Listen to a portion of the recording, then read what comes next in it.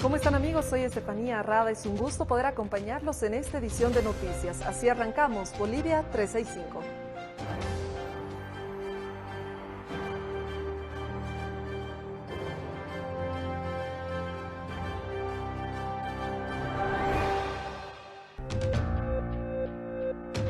Somos Bolivia 365, un portal de noticias para dispositivos móviles.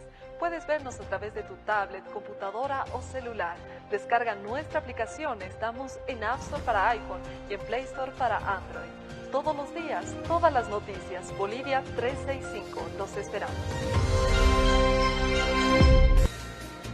Arrancamos hablando del debate presidencial que se llevó a cabo el día de ayer en el Círculo Oficiales del Ejército, el cual contó con la presencia de 5 de 7 candidatos.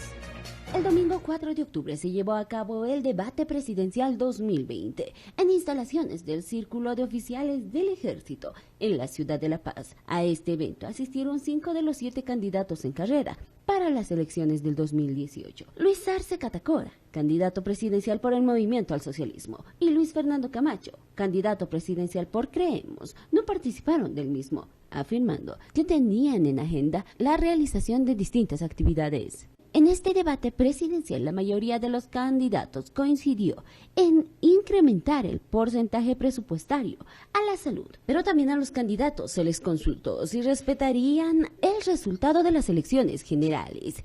Esta fue la respuesta de los mismos. Una de las propuestas de Chi Yun-fu, candidato por Frente para la Victoria, es un servicio militar de 2 años, el fomento a las cooperativas para la reactivación económica.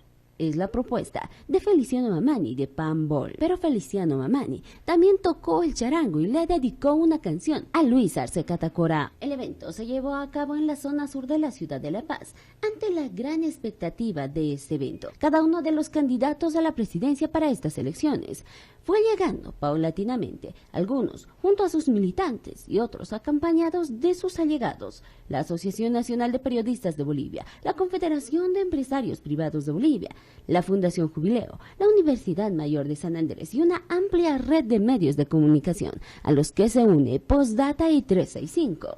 Acordaron realizar en conjunto el debate presidencial Bolivia 2020. Por primera vez después de 18 años se llevó a cabo este debate presidencial, lo cual marca historia en Bolivia. Más de 100 medios de comunicación fueron parte de esa transmisión y, por supuesto, Bolivia 365.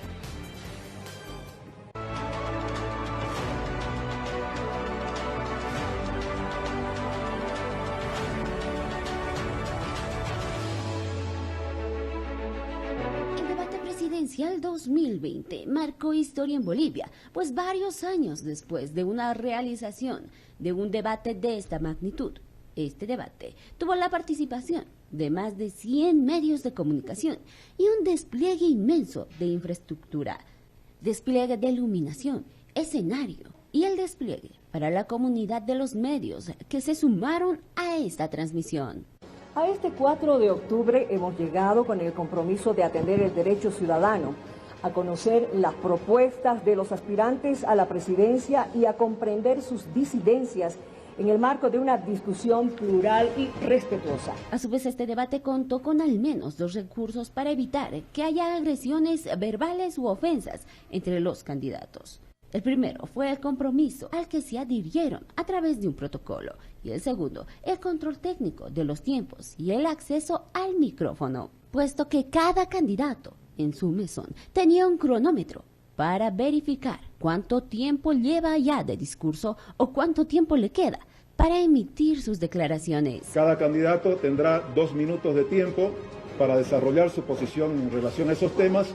Y tendrá también alguien, el que desee, la oportunidad de replicar. Un debate presidencial que marcó historia y al que 365 y Postdata se unieron. Ellos saben hacer fraude, este gobierno no hará fraude. Son palabras del ministro Iván Arias tras ciertas advertencias de dirigentes del Movimiento al Socialismo en tomar el poder desde las calles si hay indicios de fraude.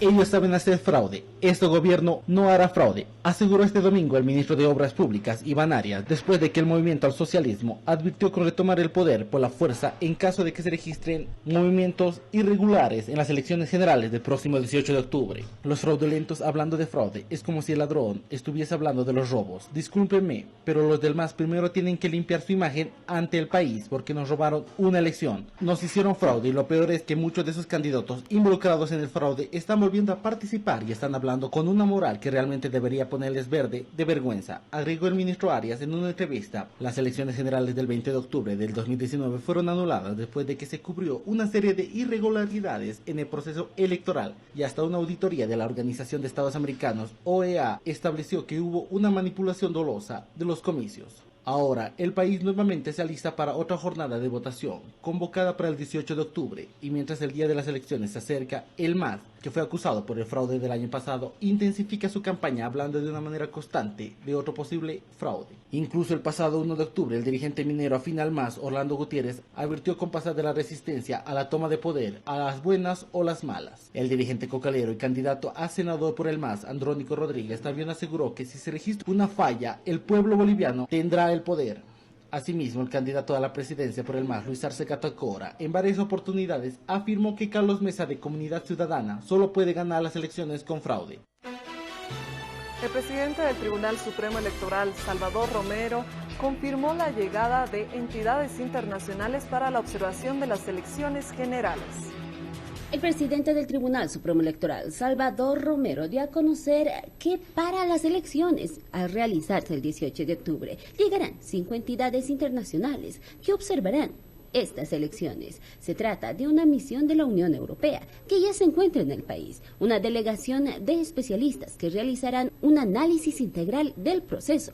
Asimismo, confirmaron su venida las misiones del Centro Carter y la Unión Internacional de Organismos Electorales, UNIORE, la Asociación de Organismos Electorales de América y la Organización de Estados Americanos, OEA. Misiones grandes que van a llegar al país, que se van a desplegar, la de la Unión Europea, que ya está presente en el país, también va a venir la OEA, una misión del Centro Carter y una misión de UNIORE, que es la Unión de los Organismos Electorales de América. Van a haber también misiones más pequeñas, que también van a poder emitir sus informes. El Tribunal Supremo Electoral dio a conocer también que se aprobó el reglamento para el acompañamiento y observación electoral para las misiones nacionales e internacionales que harán el seguimiento al proceso electoral venidero. Partimos del principio que cuantos más ojos, sean internacionales o locales, observen el trabajo y el proceso electoral,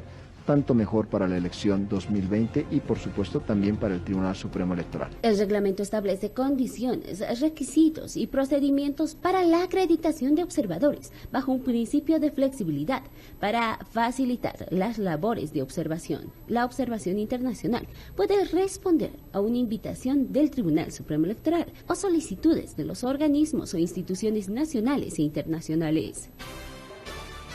Seguimos hablando del Tribunal Supremo Electoral porque contrató a la empresa Dream Technology Bolivia para auditar los resultados del 18 de octubre.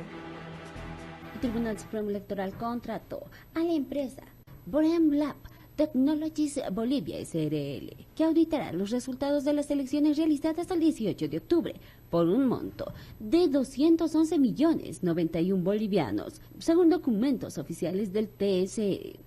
Recordemos que el Tribunal Supremo Electoral informó que serán ellos con tecnología propia que publicarán los resultados preliminares. Para ese efecto, se implementó la difusión de resultados preliminares, el DIREPRE, que dependerá del propio ente electoral, mientras que para la auditoría fue contratada esta empresa. Lo poco que se conoce de Dream Technologies es que es una subsidiaria de una empresa matriz que se encuentra en Suiza, aunque las direcciones en Bolivia varían respecto de sus publicaciones. El portal que tiene esta empresa asegura que tiene una experiencia de 20 años en asesoramiento a personas, organizaciones y autoridades para ayudarles a integrar las estrategias y gobernabilidad en ciberseguridad. La contratación fue de manera directa y el Tribunal Supremo Electoral se apoyó a la Ley 1266 del 24 de noviembre del 2019 que la autoriza. Por esta única vez se realizó este tipo de contrataciones de la empresa que prestará servicios en el proceso electoral a realizarse este 18 de octubre. El gobierno demanda penalmente ante la Fiscalía a ex magistrados que avalaron la reelección del expresidente Evo Morales el año 2017. El gobierno, mediante el viceministro Israel Alanoca, presentó ayer una denuncia penal contra los ex magistrados del Tribunal Constitucional Plurinacional que en 2017 dieron luz verde a la reelección indefinida a pedido del movimiento al socialismo. La querella surge después de que algunos miembros de la Comisión Interamericana de Derechos Humanos afirmaron que la reelección indefinida no es reconocida como derecho humano. Durante las audiencias realizadas por el caso en la Corte Interamericana, Alanoca indicó que se denuncia a los ex magistrados por los delitos de prevaricato, resoluciones contrarias a la Constitución e incumplimiento de deberes. Ellos, siendo los guardianes máximos de la Constitución Política del Estado, lo han violado con la sentencia 084-2017. Han violado el voto del pueblo boliviano, dijo el ministro de Gestión Gubernamental. La autoridad indicó que el proceso se lo realiza ante la Fiscalía General, puesto que los acusados ya no son magistrados. De seguir en el cargo, el juicio tendría que ser a través de la Asamblea. Los 6 ex magistrados que firmaron esa sentencia son Oswaldo Valencia, Mirta Camacho, Neldy Andrade, Rudy Flores, Zenón Bacarreza y Macario Cortés. Los mismos decidieron dejar sin efecto los artículos de la Constitución que limita la cantidad de reelecciones a solo una, a pedido del MAS. El argumento consistía en que la Convención Americana de Derechos Humanos no restringe el derecho de ser elegido por motivo de reelección. Hoy se llevará a cabo la inspección ocular y la reconstrucción de los hechos del caso Respiradores. Recordemos, quien está siendo procesado es el exministro de Salud Marcelo Navajas y otras autoridades. La Comisión de Fiscales que investiga el presunto sobreprecio de la adquisición de 170 respiradores españoles. Este lunes empezó la inspección técnica ocular seguida de la reconstrucción del caso, informó Moisés Ponce de León, abogado de una de las personas investigadas. El pasado viernes fuimos notificados por el investigador asignado al caso a la inspección técnica ocular y construcción, que se realizará a las 10 en punto del lunes en la zona Sopocachi, La Paz. El jurista que defiende a Gabriela Claudia Pérez, una de las implicadas en el caso, remarcó que esta inspección y reconstrucción les interesa mucho para ver exactamente la cadena administrativa que se siguió para la compra de los equipos. Queremos ver quiénes y cómo participaron en la Agencia de Infraestructura en Salud y Equipamiento Médico, AICEM, para la adquisición de los respiradores españoles, afirmó. Asimismo, sostuvo que su defendida debería ser apartada del caso porque no es funcionaria pública y solo es una consultora en línea del Banco Interamericano de Desarrollo BID.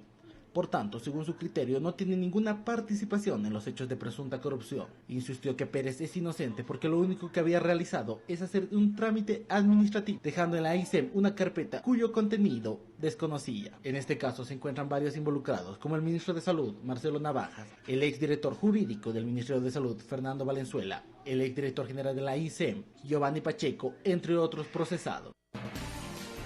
El gobierno nacional y departamental del Beni entregaron 60 carpas a familias que perdieron su vivienda, esto debido a los fuertes vientos que se registraron este fin de semana. El Gobierno Nacional Departamental del Beni entregó 60 carpas en un acto desarrollado en el aeropuerto durante el fin de semana para las familias afectadas por los fuertes vientos. Torrencial lluvias y vientos que ha llegado en la capital del departamento y ha dejado afectados a muchas de las familias en el capital del departamento. Lluvias y fuertes vientos, como ven al fondo hay viviendas que han quedado sin techo, viviendas que se han caído, árboles destrozados. Nos están entregando unas carpitas para poder cercar y tapar nuestras casitas, ¿no? Ya que aquí ya la vecina estuvo afectada, cayeron los árboles. Según el ministro de Energía, Rodrigo Guzmán, el temporal afectó a más de 60 familias y 13 zonas del Beni, cuyas familias están en el Coliseo de la ciudad de Trinidad. Aquí lo que vivimos aquí en esta zona, el barrio Villa Rosario, mire, hemos tenido una tragedia el día de ayer, nos volaron el techo, todo un desastre, todo, mire, y cual, mire, le agradecemos mucho aquí por la ayuda, mire las carpas, el alambre. Finalmente, la primera autoridad del departamento entregó raciones secas y alimentos y decretó alerta temprana. De que no podemos dejar desamparadas a estas personas, nos ha activado y nos ha mandado y nos ha dado las instrucciones para que apoyemos en lo que podamos y de acuerdo a las capacidades que tengamos y posteriormente buscar una forma de cómo ir apaleando su recuperación de sus viviendas. la agilidad, el tema de carpas y un poco de alimento, ¿no? A la desgracia que ha pasado por el mal tiempo de ayer. Arnaldo Barba, jefe de riesgos del municipio de Beni, afirmó de que estos vientos fuertes se vivió como una profecía bíblica.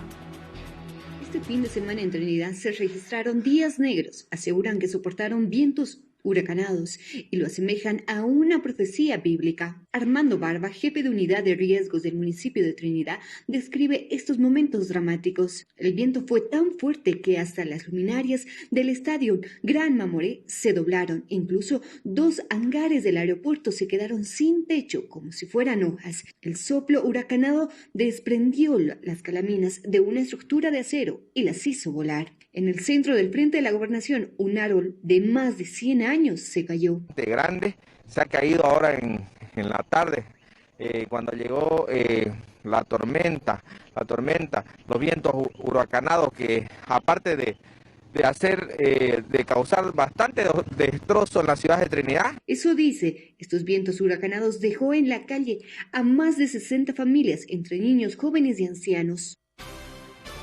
Beni y Pando no registraron casos positivos el día de ayer de coronavirus.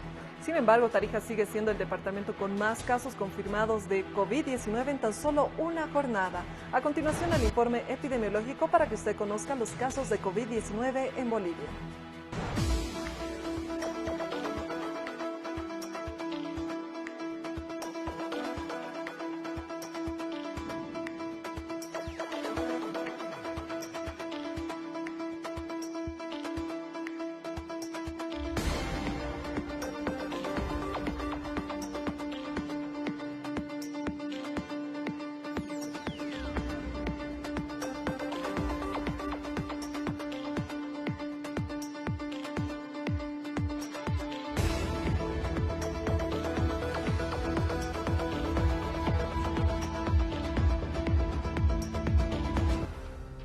Nos permite una pausa, a retornar estaremos con más información hablando de lo que está pasando en el mundo. Somos Bolivia 365. La información que hay que saber y entender, lo que está ocurriendo en Bolivia y el mundo, lo que está pasando y lo que va a pasar. Una mirada completa a la actualidad, todos los días, todas las noticias, los 365 días. Noticias 365 por Bolivia 365. Aquí y ahora pasan cosas que tenemos que saber. Aquí y ahora es cada vez más necesario el análisis. Entrevistas, política, sociedad y economía. Aquí y ahora con Ramón Grimald por Bolivia 365. Estamos también frente a una crisis medioambiental. Todo lo que hay que saber de economía en el momento en que está pasando. Nos han presentado el modelo estatista o el modelo neoliberal como una gran novedad. No dejes de ver Economía en Línea con Gonzalo Chávez por Bolivia 365. Cada uno de los bolivianos y bolivianas merecen el derecho a la vida y merecen el derecho a la libertad. La aclaración final, la explicación necesaria, 30 minutos que los dedicamos a la postdata, lo que hay después de los datos. Postdata News por Bolivia 365. De todo eso, de lo que no se habla en la sobremesa, aquí lo conversamos. Política, sexo, religión, cultura, coyuntura y todo eso que nos gusta y no nos asusta. Con Camila Bedregal y José Luis Durán. Insectos adultos por Bolivia 365. 5 miradas a la realidad nacional. Un lugar donde confluyen diferentes perspectivas para un mismo tema país. La actualidad desde 5 esquinas que se miran a los ojos. El Pentágono. Conduce Mario Espinosa. Por Bolivia 365. Porque es tiempo de noticias y opiniones serias. Bolivia 365. Gracias por continuar con nosotros. Es momento de hablar de Fitch Ratings porque rebajó la calificación crediticia a Bolivia y advierte agudas tensiones políticas. Siguen las malas noticias para la economía boliviana. Sí, es la realidad de un país tensionado por la política electoral y la crisis generada por la pandemia.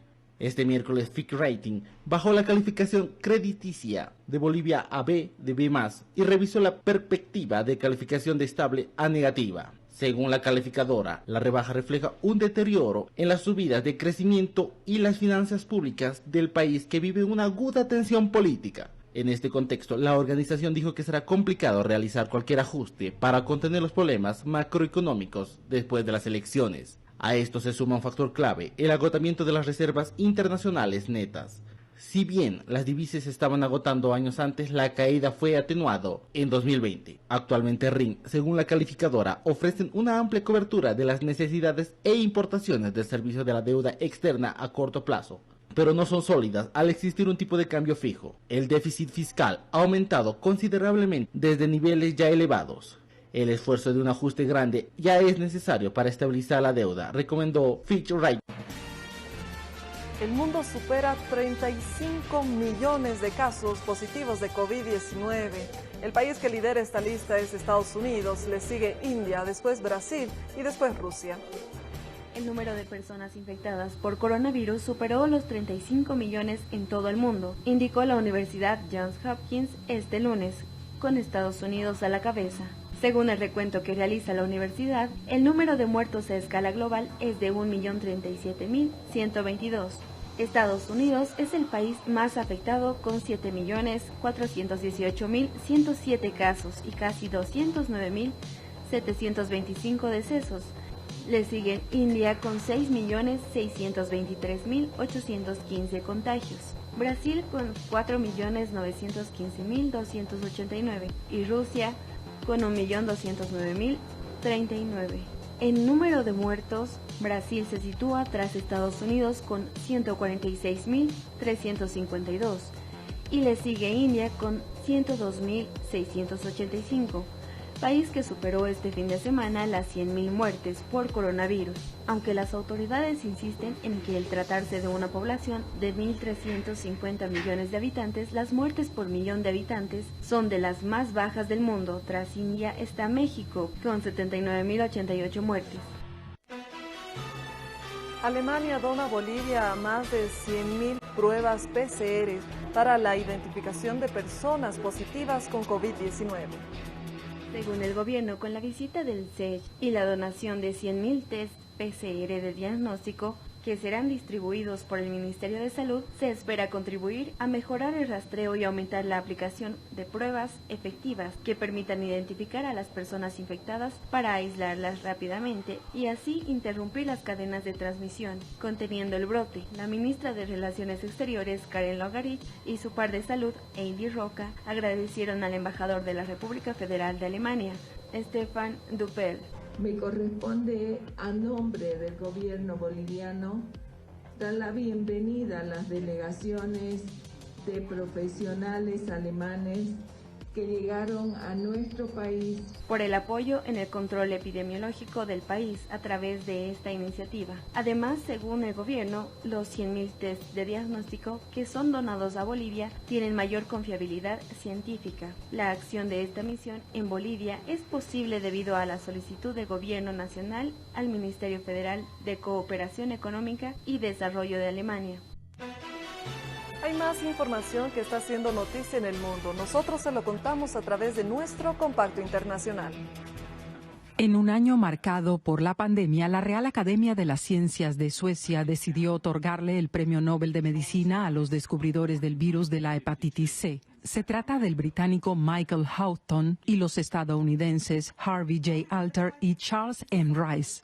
Según el jurado, el hallazgo de esta hepatitis de transmisión sanguínea permitió desarrollar medicamentos que han salvado millones de vidas. En los próximos días se otorgarán los galardones Nobel de Física, Química, Literatura, Paz y Economía.